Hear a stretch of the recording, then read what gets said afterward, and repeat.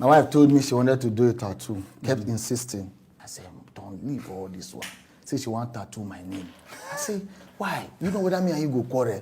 Go separate. You come carry down, they go show people up and down. See the idiot. I see tattooing name for my body. The man see they do anyhow. I say, I beg. No. She say, oh, so you have it in mind to quarrel with me. I say, you know, see, when there's no money, you will not know the real attitude of a man. Yes. I don't get money now. And with the kind of blessing God is preparing for me, yes, I don't know what I might do. I love it. You understand? God, my job shock me. And I will look down, okay, this woman, you've been with me for donkey years, Armageddon. You have suffered, you've washed clothes. Let's bring in one small girl to come and be assisting you. You understand? You know, all those kind of things. Yes, she won't be stressed. You understand? You say, no. I say, it's not good for you. You've suffered, you know. You should just be traveling all over the world, spending my money. While you are doing that, let one small girl be at home. Just be doing all of these little things, cleaning house before you come back. By then you now say you've tattooed my name on your back. No, don't do it. So she didn't do it? No, leave tattoo. Don't worry. Let's start with that. Yes, sir. Let's start with your wife, because you and your wife have a fantastic story. Yes. So first I want to talk about the scandalous part. If they never hear before, maybe they hear. Yeah. Say, during your wedding, you left your wedding, yes, to go and MC an event. Yes. It was like that then, because as at the time when I was marrying my wife, it wasn't about all of the whole society wedding thing. It was just, you know, wanting to marry the person that you love. You didn't care what form it took place. So it wasn't something elaborate. It was something big. It was a normal, okay, let's go to the registry, Ikoyi. From the registry, we'll now go over to the reception. But a week to the wedding, one of the banks had called me. I was running a promo then. It was a sharp promo, you know. One of those 1 hour promos that they would just do, raffle, you know me, and they like the way I just spice it up when I do my thing. So they called me and say, so the Thursday, are you available? I said, yes, I'm available. Why not? So, only for me to remember that I did wed that particular. So I now called back. And the first thing I asked them is, how much will they pay this time? So when they told me the amount, and I knew how much I needed to balance. For the festivities. For the festivities. I said, I go run them. I'll be there. Trust me. And so, after we'd finished everything, we'd gotten there, we had dancing, we had sat down, you know, and my wife she just leaned over and said, what time is your event? I said, in the next 30 minutes. She said, okay. Once we cut cake, as soon as they declare dance, you just disappear. Now only me go dance for this. And that was what happened. Yeah. As soon as they say it's time for this, I just acted as if I wanted to ease myself. Because I could not tell anybody. And I just disappeared. PM. So I got there, I was in my, tuxedo with the bow tie and they were looking like, man, you're looking so sharp. So immediately I started saying, you welcome, distinguished ladies and gentlemen, and honor to you. I'd like to welcome you to the blah, blah, blah, blah promo draw. In fact, I'd like you all to congratulate me. I'm just coming from my own wedding reception. I got married today. They started laughing. They thought it was a joke. Like, you can't be serious. They took it as one of my. I said, okay. So I started telling them, as I'm standing here in front of you, I have a retinue of people waiting for me who don't know where I've actually gone to. I know today is going to be war for me and some of my friends. My in-laws don't even know what's happening. In fact, the only person who knows that I'm actually here is my wife. And they're like, this guy can't be serious. And then I did the thing. By the time I got back, it was just about 2 of my friends. My wife was still dancing, and the rest, they're still just spraying her, and the rest. So when I came in, I could see that frown on my face. So my wife, so I just went to meet her. I said, how far? I said, everything went on. Okay. So I just continued dancing with her. And then from then on, I carried on, we went home. And we've been happy ever since. Yeah. She has never mentioned it. There has never been any mention of it. And I'm hoping that when I finally hit that money, get that big endorsement, get that big money, like the type of money you have You know, I'm hoping. We receive it. Amen. Amen. We've seen your views on YouTube. That's why we are here. We've seen the views. We've seen this will be like play. Will be like play. The first time I saw you doing, I said, children are very, you know, I keep telling people about how far we go. Yeah. You know, right from your NYSC days in the oil company. And brilliant. Oh God, Tude, you get brain. Jesus. If Tude writes for you, write this thing. I purposely used to just avoid you. Then don't brief me. Don't even be the one to talk to me. So that my head will not blow. Yeah. You know, and I saw the views and the rest. So when I finally blow, collect YouTube money like you, I'm hoping I could renew my vow with her. You understand? And that day I'll make an announcement before the reception. No organization should call me whatsoever. In fact, I'll do it on a Monday morning. When they do board meeting? You understand? 7 a.m. My wife has always been a Fuji person. Kwamwan. Jesus. I am never. Yes, I am not a Kwamwan fan.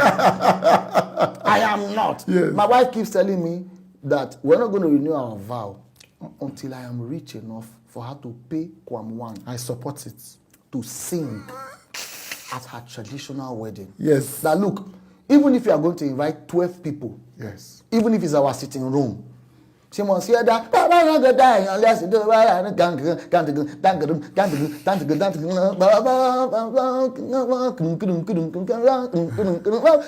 I'm like, no, it's not gonna happen. It couldn't happen. And you know, she will always just see me and say, I owe Kwamwan money. I say, whose money? See, spraying money. I said, not my money.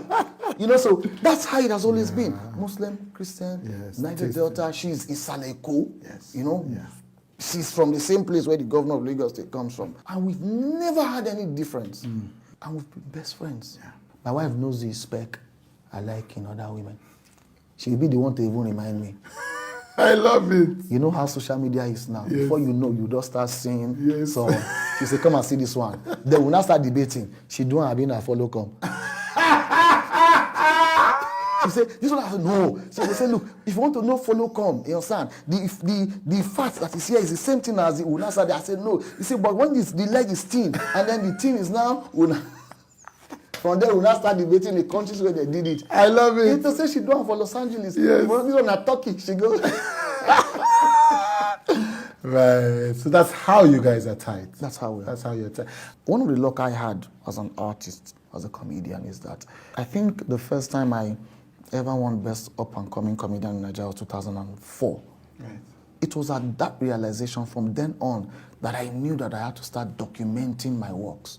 Some of my colleagues who were on the same level at that point in time didn't see the reason to do that, yeah. Maybe because then I was already exposed, I was always following a lot of foreign trends and so on and so forth. So I have a lot of throwback videos. When I was wearing the labu labu, when my neck was still like this, I have a lot. Some don't have it. Yeah, yeah. Me and my wife started dating in 96. I have a picture. I'll show you 96 when we started. I have 96, I have 97. I think I have almost every year. I was still having a conversation with my kids 2 days ago. I said, Una, no, they go play outside. You are watching football from morning till night with your analysis and everything. You, the other one, you're on YouTube. Don't you people, I say, go and sweat. By this time now, yesterday I took them to the area where I grew up.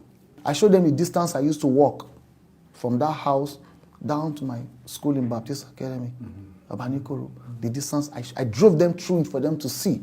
And they said, you do this every day? I said, with happiness. If I close 2:20, I must be home. He said, do you run? I said, that whatever it takes me.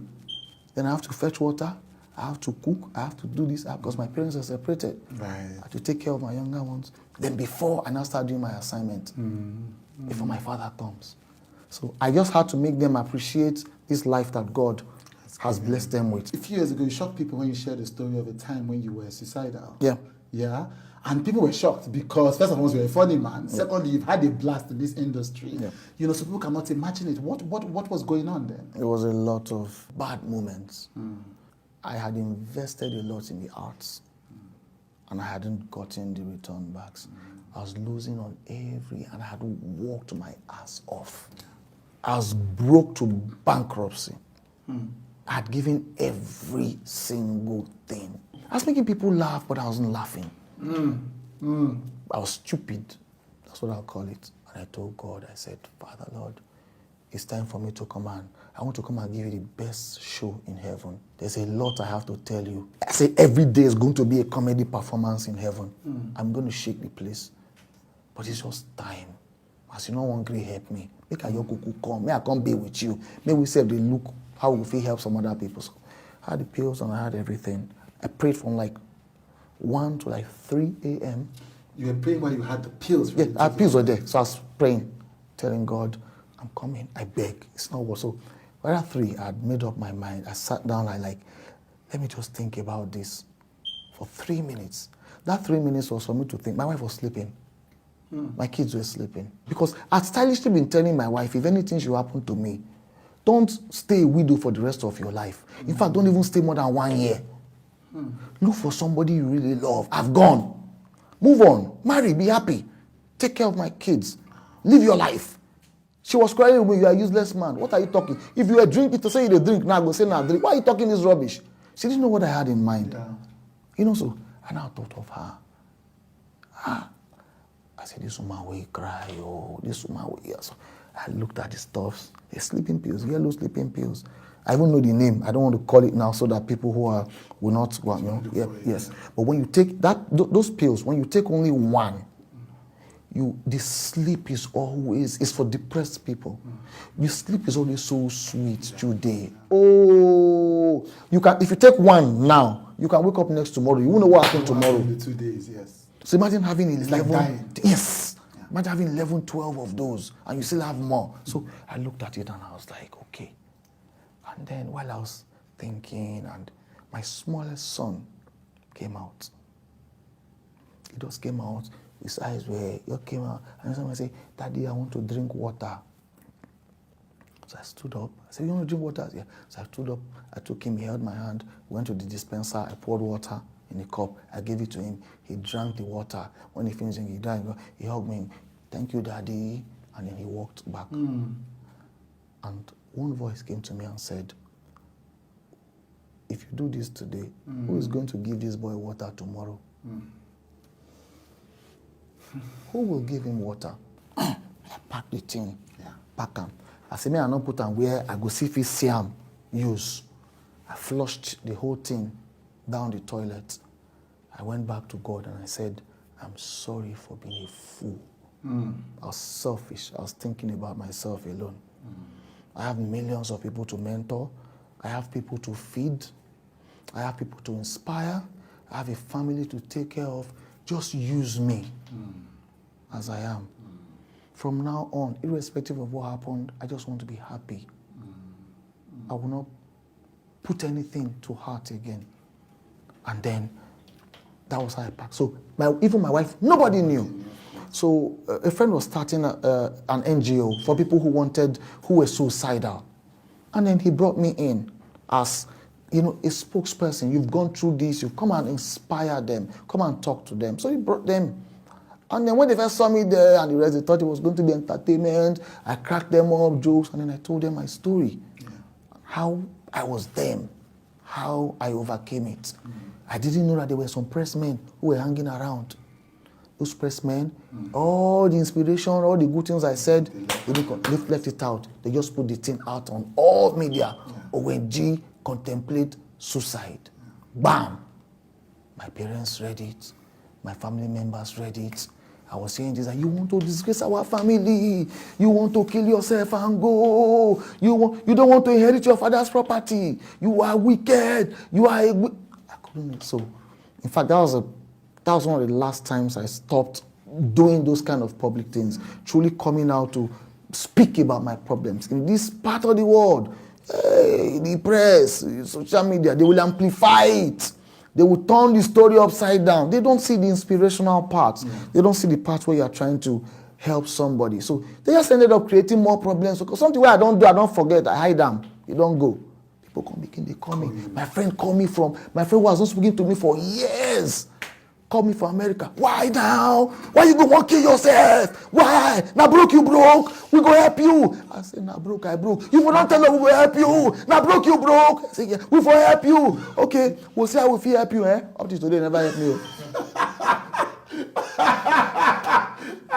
Up to today. That's life for me. This life. This life. I want to make a personal request to you. Many of you watch, like, comment, but you don't subscribe. Now, subscription matters as you subscribe and as you engage. So I am making a personal request. Don't just watch and leave. Please click the subscribe button. It matters to me.